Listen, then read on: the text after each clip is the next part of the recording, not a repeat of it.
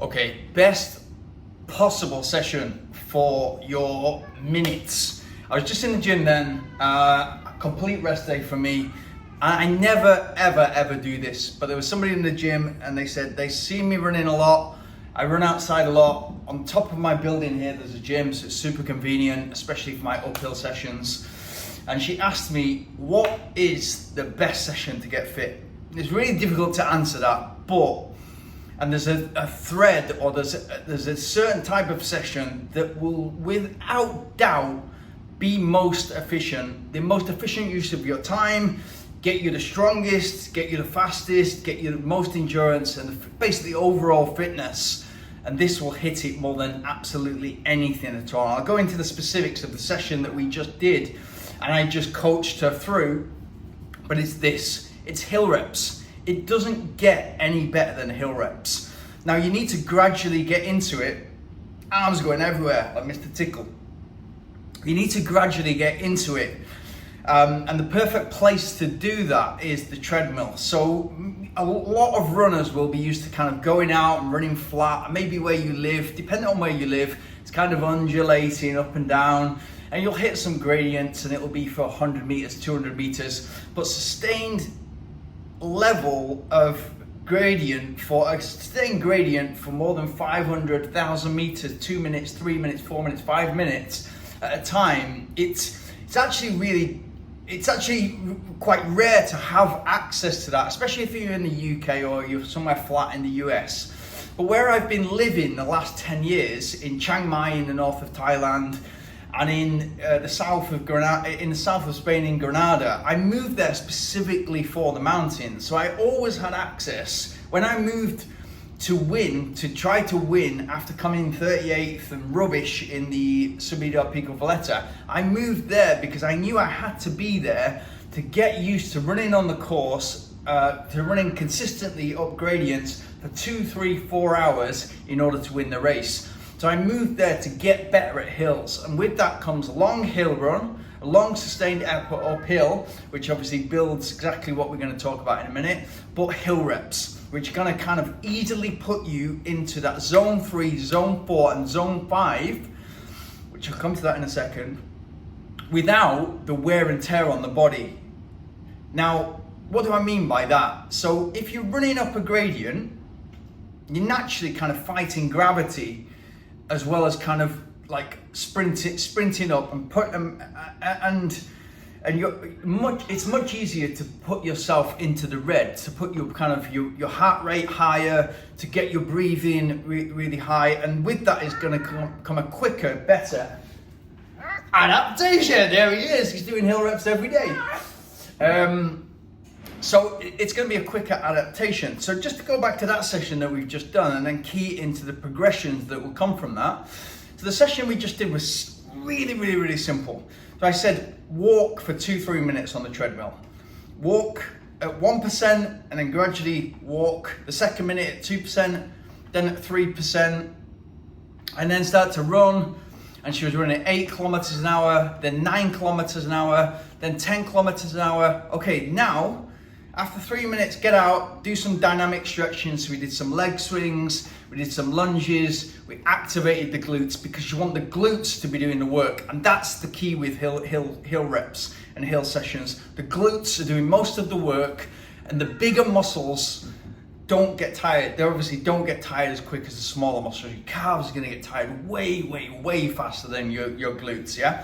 So we get those activated, and then we get back on the treadmill, and she's doing 8, 9, 10 kilometers an hour, and then gradually raising the gradient to 4%, then 5%. So she's running 10 kilometers an hour, so 6 minute kilometers, which is about 10 minutes per mile, I think. So not quick, but this is so efficient. And then once she's warmed up, and once she can run 10 kilometers an hour at 5% for 1 minute, so that's the end of the warm up. Then what we did is 10 times 2 minutes with 60 seconds recovery in between. And so first one, she's kind of ready for it already. And that's the key for the warm up. The warm up is, don't let that first rep or second rep be a shock for you. Get the warm up to the point where you're sweating, your heart rate is where it's going to be in rep 1 and rep 2. No surprises. So you don't get any free work. You don't get any kind of discount on the session you're about to do, if that makes sense. So that first rep of 2 minutes, yeah, it was hard for her, but her heart rate is kind of 160, 162, so that's brilliant. It's just probably in zone 2. You have to do a lactate threshold test, etc., but she's probably in zone 3 there. And then throughout the session, the key is you do the rep, 2 minutes at 5%, keep the speed the same, so 10 kilometers an hour all the way through, and then hop off the treadmill after the first rep, 2 minutes.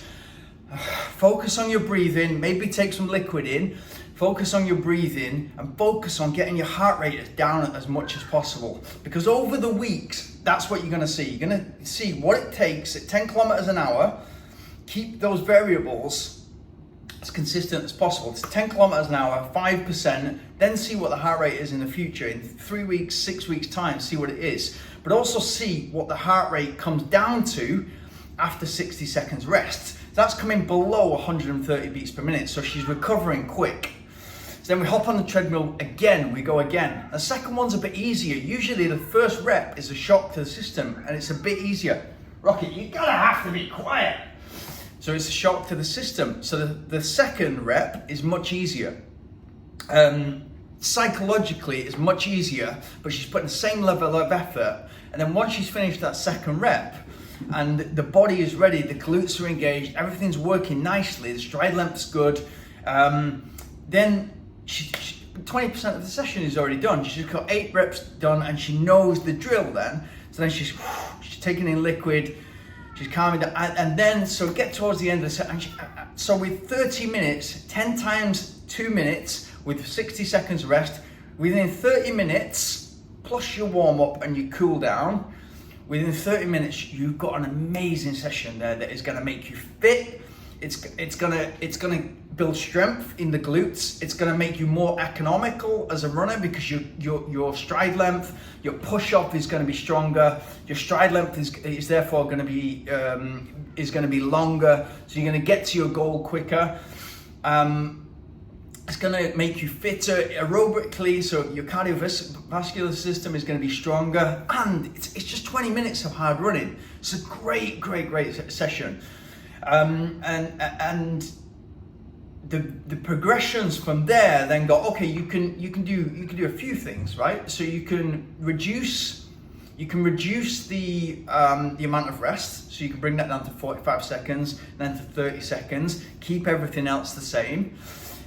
You can increase the speed, so keep it at 5%, but increase the speed. Keep it at 2 minutes and 5%, but increase the speed to 11 kilometers an hour, to 12 kilometers an hour and onwards, or even 10.5 and then 11, then 11.5, then 12 kilometers an hour.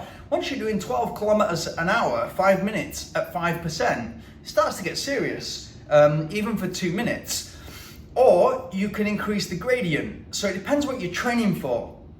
But I would suggest if you're training for 5K, 10K, half marathon or marathon, there's not much need to go more than 5, 6, 7 kilometers an hour. 5, 6, 7%. There's not much need to go more than 7%. That's going to be loads of strength, and you'll be in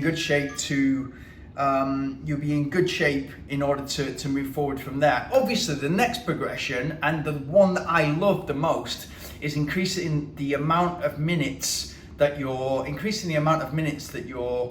running at that gradient for. So she can do 2.5 minutes per rep, or she can do 3 minutes per rep, and onwards from there. I'd say 10 times.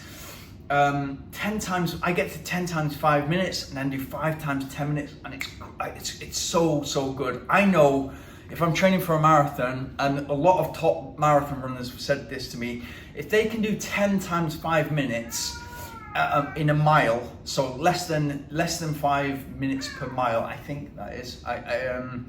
Basically 10 times 5 minutes and do a mile each one, so 5 minutes per mile, obviously. They're in marathon shape to do 2:12, 2:15, and that's obviously a great marathon time.